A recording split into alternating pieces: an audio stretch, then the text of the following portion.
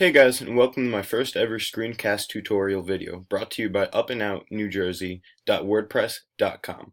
In this video, I'm going to be going over just how to change a flat bike tire. While this doesn't sound like rocket science, it's hard to know where to start if this is something you've never done before. This skill is going to come in handy for any bike riders in general, but it's especially useful for our audience members here at Up and Out if you're headed to some of the trails found on our site.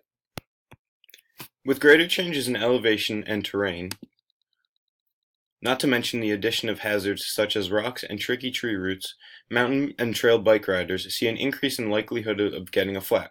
However, fear not and don't be discouraged. With the knowledge provided in this screencast, you'll be rolling again in no time. As is illustrated in this chart right here, one can directly see that there is a direct correlation between not being able to enjoy the great outdoors and being pretty grumpy. So let's get started. First, you're going to need some essential supplies. You're going to want to have a set of tire levers, which are essentially like a shoehorn to get under to remove a tire from a wheel, a bike pump, and of course a new inner tube. You can find all of these supplies at a local sporting goods store or online. Proper inner tubes can be found by speaking to someone at a local store or simply searching your bike model's requirements online. Now comes the actual removal process. You're going to need to remove/undo one side of the tire to get into the inner tube. You want to make sure the tire is fully deflated to make removal easier. You're going to locate the valve pin that looks something like this on your tire and release the remaining air from your tire. Next, taking one tire lever, insert it between the tire and the rim, right along this line right here, but make sure not to do it at the point where the valve is. Once it is inserted between the rim and the tire, you're going to take that tire lever and clip it to the closest spoke, right there, closest spoke to hold it into place, and this maintains its leverage, pulling the tire. With the first tire lever in place and secured to a spoke, take the second tire lever, again insert this one between the tire and the rim, this area here, anywhere along the tire, just not at the valve point, and slide this lever along the entire wheel until the entire side is free, no longer held under the rim. Now you're going to be able to remove the damaged inner tube.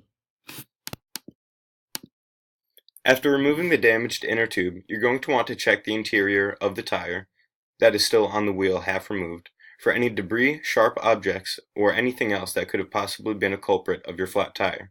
Run your fingers carefully along the inside and inspect the outside as well. After removing any debris, you may now insert the new inner tube. Begin by inserting the new tube's air valve through its preset hole in the rim. This is the air valve as you can see in the picture here, and the metal rim that goes along the wheel will have a preset hole right there for you to set it in. Once you have set the air valve through its hole, you can continue around the wheel until the entire inner tube is set comfortably. Now that we're almost done, it's time to fit the tire back onto your rim. This process is easier than you would think, and is just a matter of working your way around the wheel, forcing the tire back under the rim until it is secured. As you can see in the picture here, that is what the man in the picture and his hands are doing. He's forcing the extra flap of the tire back under the rim where it is secured in place, and it will be done so around the entirety of the wheel until the entire wheel is again secure.